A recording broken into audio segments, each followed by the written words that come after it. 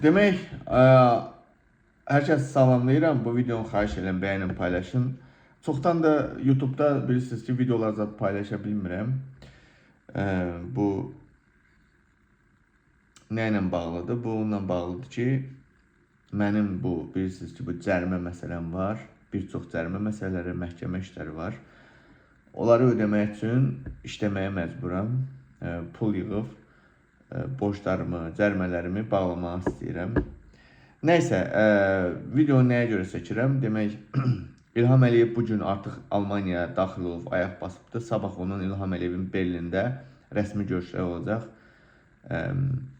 Həm Almaniya prezidenti olsun, həm də Almaniyanın kansleri Friedrich Merz'lə görüşü olacaq.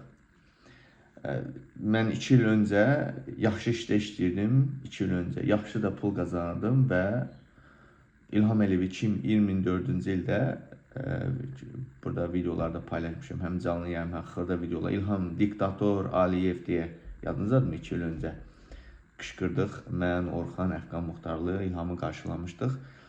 Bugün də getmək istəyərdim. Hətta dostlar, tanışlar da dedi, gəlirsən. Təəssüf ki, gələ bilmirəm. Maddi sıxıntılar ucbatından gələ bilmirəm. Sağ olsunlar. Yalandan bizə qaz verib, osturağa basanlar var. Xalq sənin arxandadır. İstəyir kasıb olsun, istəyir varı. Kasıbın başa düşürəm, varı var. Məsələn, Rusiyada, Avropada, Amerikada yaşayan iş adamlar var. Arxanızdayıq, halaldır deyən osturaqçıların heç biri bugün ortaya çıxmadı ki, hərəsi çox yox. Bir 10 nəfər hərəsi $100 göndərsəydi, mən bugün Almaniyada sabah deyib İlham Əliyevi bugün qarşılayardım. Üzünə başqa şey, nəinki diktator, başqa şeylər deyərdim. Alman dilini bilirəm, ingilis dilini bilirəm. Başqa şəkildə qışqırıb Alman mediasının diqqətini çəkərdim. Amma çox təəssüf ki, Avropada, Amerikada yaşayanlar var, Azərbaycanlılar ki, gözləri şeydir, bunlar rejimi sevmirlər, bizi dəstəkləyirlər. Heç biri də bir yaralığı barmağa işəməyibdir.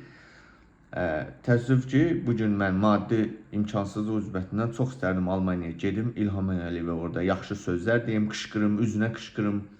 Hətta yeri gəlsə, təhqir eləyim üzünə, o deyir, trollar, toxun çatır ki, burada deyil. Gedərdim üzünə deyərdim bunun.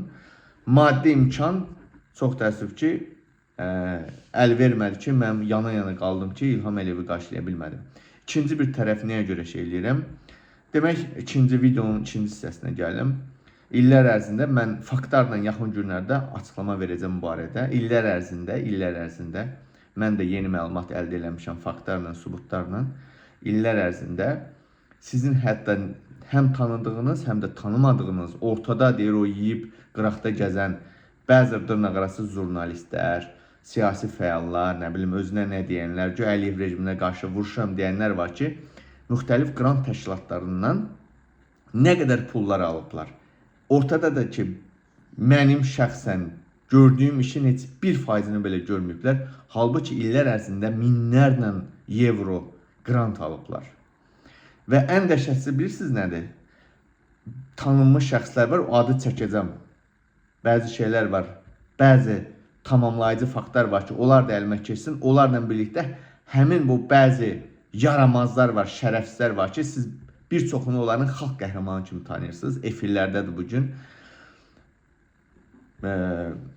Adını çəkməyəcəm, hansı qrant təşkilatları. Mənlə illər öncə çıxmışlar, aylar öncə çıxmışlar CV yazaq ki, biz sənə maraqlı, sənə qrant ayırmaq istəyirik. Hamın bu şərəfsiz balaları təbii ki, qrant təşkilatları da müraciət eləyir ki, bu Manaf Cəlizadə kimdir, nə işlə məşğuldur, biz bunu izləyirik, bu siyasi aktivistdir, rejimə qarşı mübarizə aparır falan filan. Həmin bu qəhbənin balaları, özləri bax buradan eşidirsə, bilirlər mən söhbət kimlə edirəm. Həmin bu qəhbənin sıçdıqları mənim haqqımda belə deyim də, rəy alırlar da bu. Gəlib həmin qrant təşkilatlarına deyiblər ki, bu söyüş söyür, bu nə bilim nədir, tərbiyəsizdir, bunun üçün mübarizə deyil, belə mübarizə olmur, ona qrant düşmür falan filan deyərək, həmin təşkilatların gözündən məni konkret şəkildə salıblar və mənə hər hansısa bir təşkilat maddi yardım ayırmaq istəyib və həmin bu qəhbənin balaları mənim qrantımın qarşısını alıblar. Başa düşürsünüz bu nə deməkdir? Yəni, bunu erməni eləməz ha. Bunu erməni eləməz, bunu Azərbaycanlı eləyib. Həm də güya mənim çiyin-çiyinə vuruşduğum adam bunu eləyib ha, ki mənim bir qəpik mənə oradan gəlməsin. Siz təsəvvürsünüzmü? Hətta illər öncə Çinli deyirlərdi. Bir adam var idi. Blogerlərin hamısına müəyyən pul ayırırdı. Mənə növbət çatanda o bir nəfərin yoldaşı, sizin bugün tanıdığınız, qayıdıb ona deyib ki, o hələ balacadır, hələ uşaqdır, ona pul düşmür. Çox şeylər var, ay millət, çox şeylər var. Sadəcə bunu demək istəyirəm ki,